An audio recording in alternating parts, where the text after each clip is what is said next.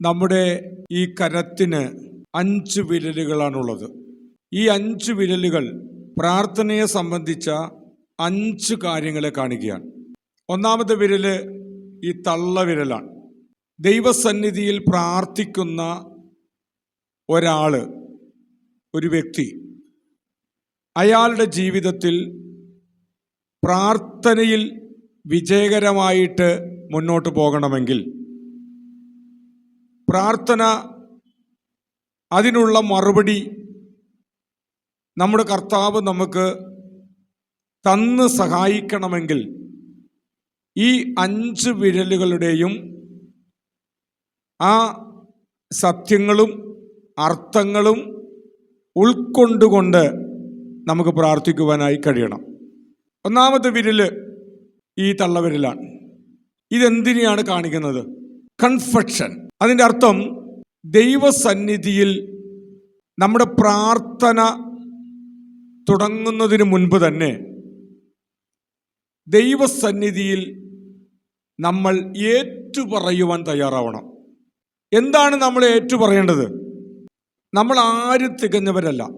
എല്ലാവരുടെയും ജീവിതത്തിൽ എന്തെങ്കിലുമൊക്കെ കുറവുകൾ ഉണ്ടാവും.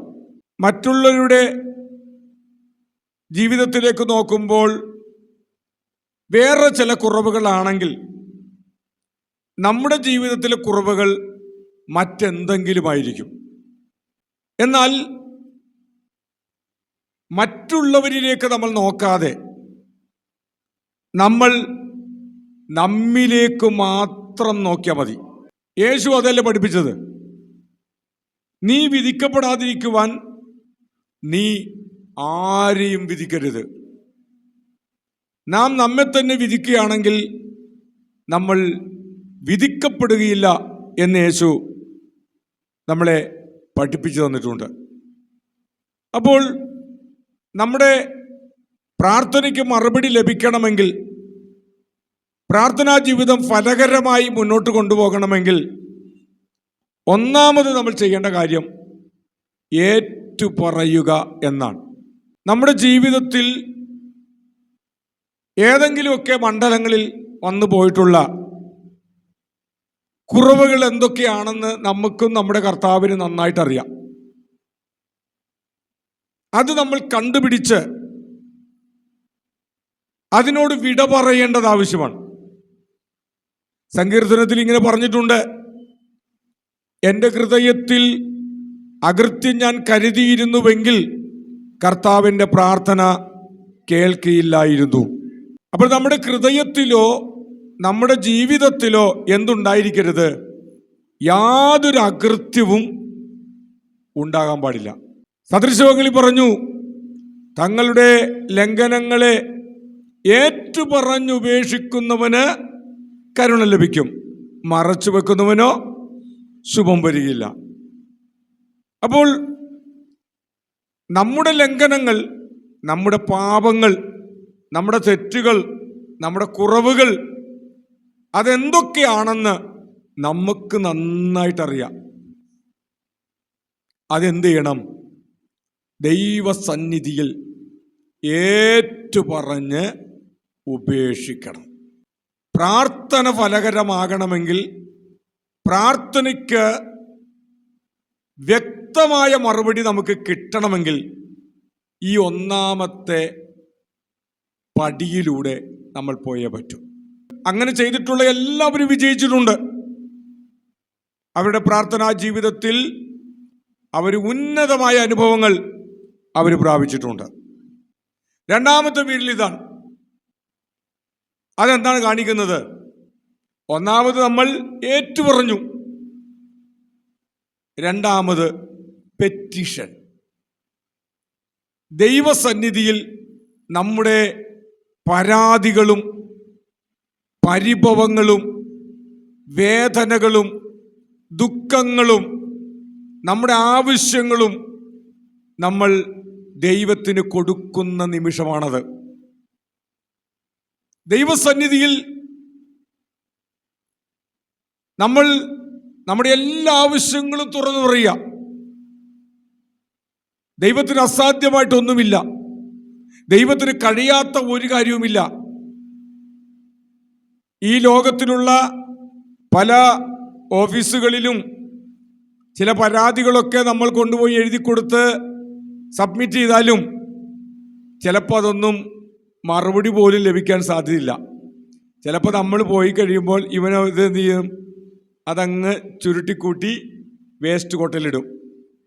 നമ്മൾ വിചാരിക്കും ഇന്ന് കിട്ടും, നാളെ കിട്ടും, മറ്റന്നാൾ കിട്ടും, ഒരു മാസം കഴിഞ്ഞ് കിട്ടും. കിട്ടില്ല. എന്നാൽ ദൈവസന്നിധിയിൽ നമ്മളൊരു കാര്യം പറഞ്ഞാൽ, ചില പ്രാർത്ഥനാ വിഷയങ്ങൾ ദൈവസന്നിധി അർപ്പിച്ചാൽ, അത് ചവറ്റുകൊട്ടയിലിടുന്നൊരു ദൈവമല്ല നമ്മുടെ ദൈവം. നമ്മുടെ കണ്ണുനീര് അവൻ്റെ തുരുത്തിയിൽ സൂക്ഷിച്ചു വെക്കുന്നൊരു ദൈവമാണ്. പ്രാർത്ഥിക്കുന്ന നമ്മൾ പ്രാർത്ഥനാ വിഷയങ്ങൾ മറന്നുപോയാലും ദൈവം ഒരിക്കലും മറക്കില്ല. ദൈവത്തിൻ്റെ ഓർമ്മയിൽ അതുണ്ട്. ദൈവം ഓർക്കും. കഴിഞ്ഞ കൊല്ലം പ്രാർത്ഥിച്ച പ്രാർത്ഥനകൾ നമുക്ക് വല്ല ഓർമ്മയുണ്ടോ? 2 വർഷത്തിന് മുമ്പ് പ്രാർത്ഥിച്ച പ്രാർത്ഥന നമുക്ക് ഓർമ്മയുണ്ടോ? വേണ്ട, 1 മാസം മുൻപ് പ്രാർത്ഥിച്ച പ്രാർത്ഥന നമുക്ക് ഓർമ്മയുണ്ടോ? നമ്മൾ പ്രാർത്ഥിച്ചു, ദൈവത്തിന് കൊടുത്തു, വിട്ടു. പക്ഷെ ദൈവം വിട്ടിട്ടില്ല. ദൈവം ഒരിക്കലും വിടുകയില്ല. ദൈവം ഒരിക്കലും മറക്കില്ല. ഒരു ദൈവ പൈതൽ സന്നിധാനത്തിൽ അവൻ്റെ ആവശ്യങ്ങൾ ഒരു പെറ്റീഷൻ പോലെ കൊടുത്തിട്ടുണ്ടെങ്കിൽ അതിന് ഇന്നല്ലെങ്കിൽ നാളെ ദൈവം അതിൻ്റെ മറുപടി തന്നിരിക്കും. ഉറപ്പ്, 100% ഉറപ്പാണ്. ഇപ്പൊ 2ാമത് പെറ്റീഷൻസ് ദൈവസന്നിധിയിൽ സമർപ്പിക്കുക. 3ാമത്തെ കാര്യം ഇന്റർസെഷൻ. ഇന്റർസെഷൻ എന്ന് പറഞ്ഞാൽ മധ്യസ്ഥത അണയ്ക്കുക. അത് പ്രാർത്ഥനയിൽ നമ്മൾ ചെയ്യുന്ന ഒരു വലിയൊരു ശുശ്രൂഷയാണ്.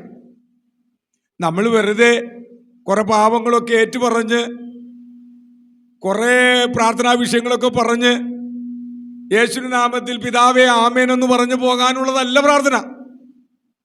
പ്രാർത്ഥനയിൽ എന്തുണ്ട്? ഒരു മധ്യസ്ഥത അണയ്ക്കണം. യേശു ഇന്ന് എന്താ ചെയ്യുന്നത്? പിതാവായ ദൈവത്തിന്റെ വലതുഭാഗത്തിരുന്നു കൊണ്ട് നമുക്ക് വേണ്ടി കർത്താവ് മധ്യസ്ഥത അണയ്ക്കുകയാണ്. നമ്മളെ കുറ്റം പറയല്ല കർത്താവ് ചെയ്യുന്നത്. നമ്മളെ കുറ്റപ്പെടുത്തിക്കൊണ്ടല്ല കർത്താവ് പിതാവിന്റെ വലതുഭാഗത്തിരിക്കുന്നത്. പിതാവിന്റെ കണ്ണിലൂടെ കാണുമ്പോൾ നമ്മളാകുന്ന വൃക്ഷത്തെ വെട്ടി അത് തീയിലിട്ട് കളയാനാണ് പിതാവായ ദൈവത്തിൻ്റെ കണ്ണിലൂടെ കാണുന്നത്. പക്ഷേ ഒരു മധ്യസ്ഥൻ അവിടെ ഇരിപ്പുണ്ട്. ക്രിസ്തുവാണ് ആ മധ്യസ്ഥൻ. ആ മധ്യസ്ഥൻ എന്താ പറയുന്നത്? പിതാവേ, 1 വർഷം കൂടി എനിക്ക് താ, കുറച്ച് നാൾ കൂടി എനിക്ക് താ, ഞാൻ ഒന്നും കൂടി പരിപാലിക്കാം, ഞാൻ കുറച്ചുകൂടി വളമിട്ട് കൊടുക്കാം, വെള്ളം കൊടുക്കാം, ആ വൃക്ഷത്തെ ഞാൻ പരിപാലിക്കാം. ഇങ്ങനെ കർത്താവ് മധ്യസ്ഥത അണയ്ക്കുന്നത് കൊണ്ടാണ് ഇന്നോരോ വിശ്വാസികളും ഈ ഭൂമുഖത്ത് ജീവിക്കുന്നത്. ഉൽപ്പത്തി പുസ്തകത്തിൽ വരുമ്പോൾ നമുക്ക് കാണാൻ പറ്റും, അവിടെ സോദോം ഗൊമോറയെ നശിപ്പിക്കുവാൻ ദൈവം തീരുമാനമെടുത്തപ്പോൾ ദൈവം ആരോടാണ് കാര്യം ചോദിച്ചത്? അബ്രഹാമിനോട്. അബ്രഹാം മധ്യസ്ഥത അണച്ചു. ആ മധ്യസ്ഥത നമുക്കറിയാം. 50 പേരുണ്ടെങ്കിൽ കർത്താവേ, 50 നീതിമാന്മാരുണ്ടെങ്കിൽ നീ ആ ദേശത്തെ നശിപ്പിക്കുമോ? ഇല്ലെന്ന് പറഞ്ഞു. പിന്നെയും പുള്ളി മധ്യസ്ഥ അണയ്ക്കുകയാണ്. 45 ഉണ്ടെങ്കിൽ, 40 ഉണ്ടെങ്കിൽ, 35 ഉണ്ടെങ്കിൽ, 30 ഉണ്ടെങ്കിൽ. ഇതാണ് മധ്യസ്ഥത. നമ്മുടെ സഭയിലുള്ള വിശ്വാസികളായാലും സഭയ്ക്ക് പുറത്തുള്ളവരോടും കരുണയോടും മനസ്സലിവോടും ആർദ്രതയോടും കൂടി നമ്മളവരെ കാണുക. അങ്ങനെ കാണുമ്പോഴാണ്, അങ്ങനെ കണ്ടുകൊണ്ട്, മനസ്സലിവോടുകൂടെ കണ്ടുകൊണ്ട് നമ്മൾ പ്രാർത്ഥിക്കണം. അതുകൊണ്ട് പ്രിയപ്പെട്ടവരെ, നമ്മുടെ പ്രാർത്ഥന ഫലകരമാകണമെങ്കിൽ മൂന്നാമത്തെ വിഷയം എന്ന് പറയുന്നത് മധ്യസ്ഥത അണയ്ക്കുന്നവരായിരിക്കണം. മധ്യസ്ഥത അണയ്ക്കണം എല്ലാവർക്കും വേണ്ടി. നമ്മൾ മധ്യസ്ഥത, നമ്മൾ കാവൽക്കാരനെ പോലെ പ്രവർത്തിക്കണം എന്നാണ് കർത്താവ് ആഗ്രഹിക്കുന്നത്. നാലാമത്തെ വിരൽ കാണിക്കുന്നത് താങ്ക്സ് ഗിവിങ്. നമ്മൾ ഏറ്റുപറഞ്ഞു, നമ്മൾ പ്രാർത്ഥനാ വിഷയങ്ങൾ പങ്കുവച്ചു, നമ്മൾ വിഷയങ്ങൾക്ക് വേണ്ടി, വ്യക്തികൾക്ക് വേണ്ടി മധ്യസ്ഥ അണച്ചു. നാലാമത്തെ വിഷയം നന്ദി അർപ്പണമാണ്. നമ്മൾ നന്ദി അർപ്പിക്കണം ദൈവത്തിൻ്റെ മുമ്പാകെ. TPMകാർക്ക് വെള്ളിയാഴ്ച ഉപവാസ പ്രാർത്ഥന ഒന്നുമില്ല.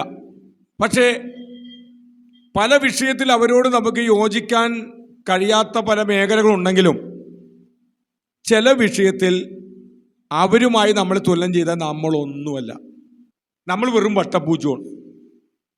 നമ്മൾ അവരെ പറയും കല്യാണം കഴിക്കാത്ത പാസ്റ്റർമാരാണ്, കല്യാണം കഴിക്കാത്ത ദൈവദാസിമാരാണ്, ഇതൊക്കെ മോശമല്ലേ, അങ്ങനെയല്ലല്ലോ വചനം പറയുന്നത് എന്നൊക്കെ പറയും. പക്ഷേ അങ്ങനെയൊക്കെ ആണെങ്കിലും അവരുടെ ജീവിതത്തിൽ ഭയങ്കര വ്യത്യസ്തതയുള്ളൊരു കാര്യമാണ്. ഞാനൊരു TPM വിശ്വാസി, അവരെ പരിചയപ്പെട്ടപ്പോൾ അവർ പറയുന്ന കാര്യം, അവരുടെ ഒരു പ്രാർത്ഥനാ സ്റ്റൈല് പറയാണ്. നമുക്ക് വേണമെങ്കിൽ അഡോപ്റ്റ് ചെയ്യാം. ദൈവസന്നിധിയിൽ ഒരു പ്രാർത്ഥനാ വിഷയം അവർ പറയുന്നു, അല്ലെങ്കിൽ ഒരു ദൈവിക വാഗ്ദത്തം ദൈവസന്നിധിയിൽ അവർ ഏറ്റുപറഞ്ഞ് പ്രാർത്ഥിക്കുന്നു. ആ പ്രാർത്ഥനാ വിഷയം പറഞ്ഞ ശേഷം അവരെന്ത് ചെയ്യുന്നറിയാമോ? 10 പ്രാവശ്യം അതിനു വേണ്ടി സ്തോത്രം ചെയ്യും. അപ്പൊ 10 വിഷയങ്ങൾ ഞാൻ ദൈവസന്നിധി പ്രാർത്ഥിക്കുന്നു. ആ 10 വിഷയങ്ങളും ഓരോ വിഷയം പറഞ്ഞിട്ട് 10 സ്തോത്രം ദൈവത്തിന് അർപ്പിക്കും. അപ്പൊ എത്ര സ്തോത്രമായി? 100 സ്തോത്രമായി. അപ്പൊ ഒരു വ്യക്തിയെ കുറിച്ച് പറയുകയാണെങ്കിൽ പോലും, ഒരു വ്യക്തിക്ക് വേണ്ടി പ്രാർത്ഥിക്കുന്നു, ആ വ്യക്തിയുടെ പേര് പറയുന്നു, വിഷയം പറയുന്നു, എന്നിട്ട് 10 സ്തോത്രം അർപ്പിക്കാൻ. എന്നിട്ട് പറയുമ്പോ ഈ സ്തോത്രം എന്ന് പറയുന്നത് ഒരു യാഗമാണ്. 10 യാഗമാണ് അവർ സമർപ്പിക്കുന്നത്. എന്നിട്ട് അവർ പറയാണ്, ഞാൻ ഇങ്ങനെ പ്രാർത്ഥിക്കുന്നത് കൊണ്ട്, എൻ്റെ സഭ അങ്ങനെ പ്രാർത്ഥിക്കുന്നത് കൊണ്ട് അതിൻ്റെ മറുപടികൾ ഞാനും എൻ്റെ സഭയും എൻ്റെ പ്രിയപ്പെട്ടവരും ദിനംതോറും അനുഭവിച്ചുകൊണ്ടിരിക്കുകയാണ്. നമുക്ക് ഏറ്റെടുക്കാൻ പറ്റുന്നൊരു കാര്യമല്ലേ? നമ്മൾ സാധാരണ എന്ത് പറയുമോ, കർത്താവേ എല്ലാറ്റിനും നന്ദി സ്തോത്രം ഹല്ലേലൂയ തീർത്ത്. അവരങ്ങനെയല്ല. താങ്ക്സ് ഗിവിങ്, നന്ദി അർപ്പണം, പ്രാർത്ഥന ഫലകരമാകാനുള്ള ഒരു കാര്യം അതാണ്. 5-ാമത്തെ വിരല് കാണിക്കുന്നത് പ്രൈസ് ആൻഡ് വർഷിപ്പ്. മറ്റത് നന്ദി അർപ്പിക്കലാണ്. നന്ദി അർപ്പിക്കലും പ്രൈസ് ആൻഡ് വർഷിപ്പും തമ്മിൽ വ്യത്യാസമുണ്ട്. പ്രാർത്ഥനയുടെ അവസാന സമയങ്ങളിൽ ദൈവത്തെ സ്തുതിക്കുവാൻ, ദൈവത്തെ മഹത്വപ്പെടുത്തുവാൻ, ദൈവത്തെ അന്യഭാഷകളിൽ ആരാധിക്കുവാൻ, ഒന്ന് കൈയടിച്ച് മഹത്വപ്പെടുത്തി അന്ധകാര ശക്തികളെ ശാസിച്ചുകൊണ്ട്, ദുഷ്ടവ്യാപാരങ്ങളെ ശാസിച്ചുകൊണ്ട്, ദൈവത്തിൻ്റെ കൃപകൾ നമ്മുടെ ജീവിതത്തിലേക്ക് ഒഴുകി വരുന്നതിന് തടസ്സമായി നിൽക്കുന്ന എല്ലാ പ്രതികൂലത്തിൻ്റെ ശക്തികളെയും നമ്മൾ സ്തുതിച്ച്, ആത്മനിറവോടുകൂടെ സ്തുതിച്ച് ആരാധിച്ച്, അതിനെ ശാസിച്ച് യേശുവിന്റെ നാമത്തിൽ ജയമെടുത്ത് ദൈവത്തെ സ്തുതിക്കണം. എന്നിട്ട് നന്ദി നിറഞ്ഞ ഹൃദയത്തോടെ ആ പ്രാർത്ഥന യേശുവിന്റെ നാമത്തിൽ പിതാവായ ദൈവത്തിൻ്റെ കരങ്ങളിലേക്ക് അർപ്പിച്ചുകൊണ്ട് ആമേൻ പറഞ്ഞ് അവസാനിപ്പിക്കുക. ഇതാണ് നമ്മുടെ ഈ കൈവിരൽ. ഓരോ വിരലിൻ്റെയും അർത്ഥം അതാണ്. നമുക്ക് അപ്രകാരം പ്രാർത്ഥിക്കാൻ കഴിയട്ടെ. ഫലകരമായ രീതി പ്രാർത്ഥിക്കാൻ നമുക്ക് കഴിയട്ടെ. 1, ഏറ്റുപറയണം. 2, വിഷയങ്ങൾ ദൈവസന്നിധി പറയണം. 3, മധ്യസ്ഥത അണയ്ക്കണം. 4, നന്ദി അർപ്പിക്കണം, 5 ദൈവത്തെ ആരാധിക്കണം. ഇതാണ് ഈ 5 പേരിൽ കാണിക്കുന്നത്. അപ്രകാരം നമുക്ക് പ്രാർത്ഥനയിൽ മുന്നേറാം. കർത്താവ് ഈ വചനങ്ങളാൽ നമ്മെ സമൃദ്ധമായിട്ട് അനുഗ്രഹിക്കട്ടെ എന്ന് ആശംസിച്ചുകൊണ്ട് പ്രാർത്ഥിച്ചുകൊണ്ട് ഞാൻ ദൈവസന്നിധിയിൽ ഇരിക്കുന്നു.